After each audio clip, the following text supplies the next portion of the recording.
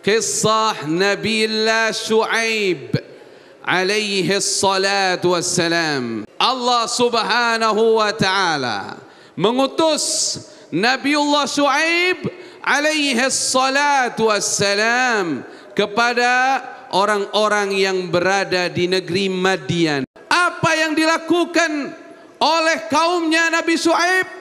Mereka melakukan kesyirikan kepada Allah subhanahu wa ta'ala. Mereka menyembah Al-Aikah, salah satu pohon di masa itu yang mereka sembah. Na'udzubillahi min dzalik. Oleh karenanya Allah subhanahu wa ta'ala berfirman, wa ila Madyan akhahum Syuaiba qala ya qaumi ibudullah ma lakum min ilahin ghairuh. Allah mengutus kepada orang-orang yang berada di negeri Madian saudara mereka, yaitu Nabiullah Syuaib alaihi salatu wassalam, dan mengatakan kepada mereka, sembahlah oleh kalian semua Allah subhanahu wa ta'ala.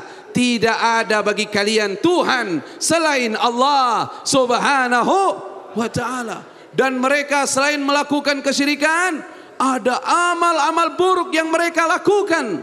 Di antaranya qat'ut tariq. Mereka sering sekali merampok.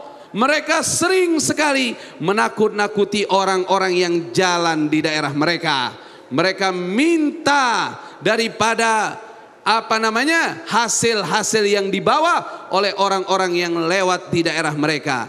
Ditambah lagi, mereka adalah orang-orang yang suka curang. Kalau beli barang ngambilnya banyakan, kalau bayar dikitan. Ini namanya apa? Curang. Makanya kata Nabiullah Syuaib, wala tanqusul mikyala wal mizan. Jangan kalian suka mengurangi takaran dan timbangan. Suka ngurang-ngurangin. Kalau dagang dikurangin takarannya, kalau beli ditambah-tambahin. Inna lillahi wa inna ilaihi rajiun. Nabi Syuaib menyampaikan kepada mereka agar mereka kembali kepada jalan yang benar. Mereka kembali bertauhid kepada Allah subhanahu wa ta'ala dan meninggalkan kebiasaan buruk mereka. Ya salam. Apa yang mereka katakan? Qalu ya Syuaib, as-salatuka ta'muruka an natruka ma ya'budu aba'una aw an naf'ala fi amwalina ma nasha'. Hai Syuaib, kata mereka, apakah salatmu, maksudnya salatmu itu, apakah ajaran agamamu apakah ajaran agamamu memerintahkan kamu agar kami meninggalkan sesembahan kami yang telah dicontohkan oleh ayah-ayah kami, atau melarang kami untuk mengatur uang kami sendiri? Maksudnya, ini agama masuk-masuk nih ke masalah muamalah. Begitu loh. Mereka nyindir seperti itu. Innaka la antal halimur rasyid. Mereka menyindir Nabi Syuaib, maksudnya mencela. Ente ini emang orang yang sangat bijaksana, orang yang sangat berakal lurus begitu. Padahal maksud mereka mencela. Inna lillahi wa inna ilaihi rajiun. Ini musibah besar. Akhirnya Nabi Syuaib memperingati mereka akan datangnya azab dari Allah subhanahu wa ta'ala. Ya qaumi wa ya qaumi la yajrimannakum shiqaqi ay yusibakum mithlu ma asaba qauma nuhin aw qauma hudin aw qauma salih wa ma qaumu lutin minkum biba'id. Katanya Nabiullah Syuaib, hai kaumku, jangan sampai kalian berbuat jahat sampai menentang aku. Khawatir kalian akan ditimpa dengan azab, dengan siksa oleh Allah subhanahu wa ta'ala. Wastaghfiru rabbakum. Kata Nabi Syuaib, segeralah minta ampun kepada Allah Tuhan kalian. Thumma tubu ilaih, segeralah bertaubat kepadanya. Inna Rabbi rahimu wadud, sesungguhnya Tuhanku maha penyayang dan Tuhanku maha pengasih. Ya salam, ya salam. Apa yang mereka katakan? Qalu ya Shu'aib, mereka katakan wahai Shu'aib, la nafqahu kathiran mimma taqul wa inna lanaraka fina dha'ifa. Itu yang mereka katakan. Hei Shu'aib, kita nggak banyak ngerti apa yang ente omongin, kita nggak paham, kita nggak ngerti.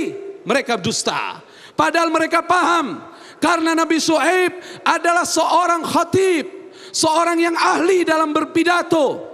Disabdakan oleh Nabi kita Muhammad sallallahu alaihi wasallam, dzaka khatibul anbiya. Nabi Shu'aib adalah khatibnya para nabi alaihim wa ala nabiyina afdhalus salat wassalam. Dan mereka menyindir Nabi Shu'aib dengan mengatakan, fisikmu lebih lemah dibanding kami. Astaghfirullahaladzim. Datanglah waktu mereka akan diazab oleh Allah subhanahu wa ta'ala. Mudah-mudahan kita selamat semua. Ya salam. Inilah kenakalan mereka, suka merampok, berbuat kesyirikan, dan suka mengurangi timbangan dan menambah-nambah timbangan apabila mereka membeli. Akhirnya Allah turunkan azab kepada mereka. Azabnya ada 3 macam. Yang pertama, mereka ditimpa dengan panas. Angin di stop sama Allah.